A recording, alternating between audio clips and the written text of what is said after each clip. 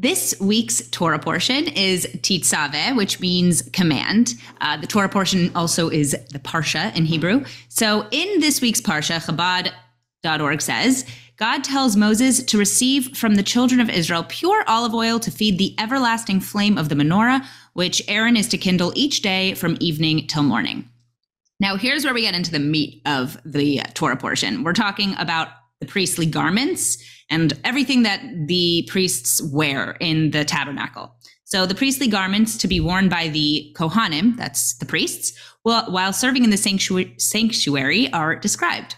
All Kohanim wore the ketonet, which is a full-length linen tunic, linen breeches, a linen turban, a long sash wound above the waist. In addition, he also wore an apron-like garment made of blue, purple, and red dyed wool, linen, and gold thread, a breastplate containing 12 precious stones inscribed with the names of the 12 tribes of Israel, a cloak of blue wool with gold bells and decorative pomegranates on its hem, and a golden plate worn on the forehead bearing the inscription, Holy to God. There's also a section including the detailed instructions for the 7-day initiation of Aaron and his 4 sons into the priesthood, and for the making of the golden altar on which the incense was burned. So, this is the portion of the Torah. We're kind of going through a couple sections in Exodus that are much more law-focused and a little bit less story-focused. So my question is, why is there an entire Torah portion dedicated to what the high priest wears? Why are his clothes important? Who cares? Why did it even matter? Because it did matter. If he didn't wear the right clothing in the Holy Temple, he could be killed when he entered the Holy of Holies. Like, it was possible that God would be like, okay, you're done. So why is that? So this to me relates a lot to what I talk about on my channel regarding modesty. Our bodies are not entirely separate from our souls. Sometimes people think that our bodies hold us back, or that the physical world inhibits our holy ascendance and closeness to God. But the truth is that our bodies are the gateway to being able to experience God's presence. By dressing in the holiest of garments when working in the tabernacle, as close to God as any person could be, the high priest is elevating his soul through what he wears. So what can we learn from this? What we wear matters. Wearing clothing that glorifies the body as separate from our souls or focuses on the sexuality of our body rather than its beauty as gifted by God takes us further from God's presence. When we dress modestly and beautifully, we are glorifying God's name. We are using our physical presence on earth to bring us closer to God. And that's a huge blessing. But I'm interested to hear your thoughts, because modesty is a little bit of a touchy subject nowadays. And I also am very clear on my channel, on my podcast, that modesty for me, what it looks like for me as an Orthodox Jew, is very different than what I expect from like the average person. I'm just like, if you can cover your cleavage, cover the bottom of your butt cheeks, and cover your midriff, we're good. Like, you're doing good. But I'd love to hear your thoughts on modesty. And I mean, if it relates to faith for you.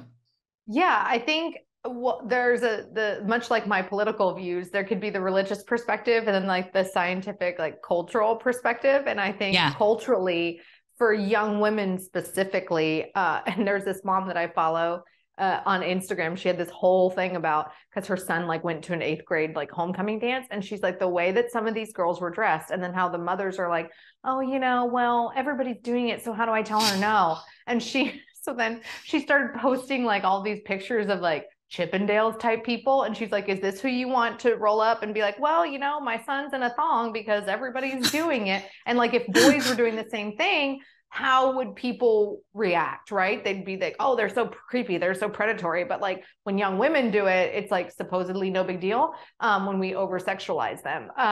So I think that secularly and culturally, we have studies that show that women who are promiscuous, that women that dress a certain way, have negative experiences with their own self-esteem, their own self-worth, their self-consciousness, like so many things, depression, anxiety. They tend to be more promiscuous. They tend to have then more physical and emotional ailments from that like activity.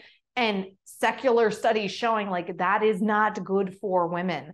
And I love that, even though I would take it from the Christian perspective of, being complete in Jesus and our body being a temple, and my mother like kind of hounding that into me as a kid of like, it's not just your outward appearance that you're exuding and representing, you know, your faith and your family, but it's like what you choose to put in and do with your body as well. Like, whether that be destroying your lungs through smoking or using recreational drugs or overusing alcohol or choosing to be morbidly obese, one of the 7 deadly sins, right? Of how we are supposed to take care of our temple. And that includes like what we're putting out in the world.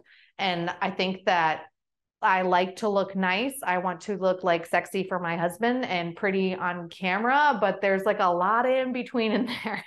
And that it's possible to be feminine and attractive and classy and not dress like, you know, people that you see on OnlyFans. Right, exactly. And it's so sad because it's like Instagram and OnlyFans in many ways are indistinguishable, except one is free and one is not. Yeah. I mean, if you look at like when I remember like reading about the description of OnlyFans and what people would not be doing over there. And like Bella Thorne and some other people were like, well, I'm going to go over there because at least I can make money. And I'm like, how is that any different than like what their Jenners do? I mean, how is it any different than, you know, what a lot of celebrities are posting on their Instagram? And by the way, they're still making money for it because as Chris Rock said in his latest special, that's the #1 way to make money is show your. Yeah, exactly. No, it's funny. I have a friend on Instagram who has talked to me. We've talked to each other about this because we're both more like traditional. We both are modest on our Instagram posts. And we've said, you know, if we just did this, if we just exposed one area of our bodies, we would go up 200,000 followers the next day. Like, but we would never do it because to us, it's 100% not worth it, obviously. But even more than that, it's not good for you as a person. And people who, you know, look, I am very used to being sexualized on the internet at this point. It really doesn't matter what I post. But at the end of the day, or how covered you are. Yeah, it doesn't matter what I post. It doesn't matter how covered I am. It doesn't matter. But at the end of the day, the people who are going to sexualize me, who are choosing to sexualize me, the trolls, would sexualize me no matter what.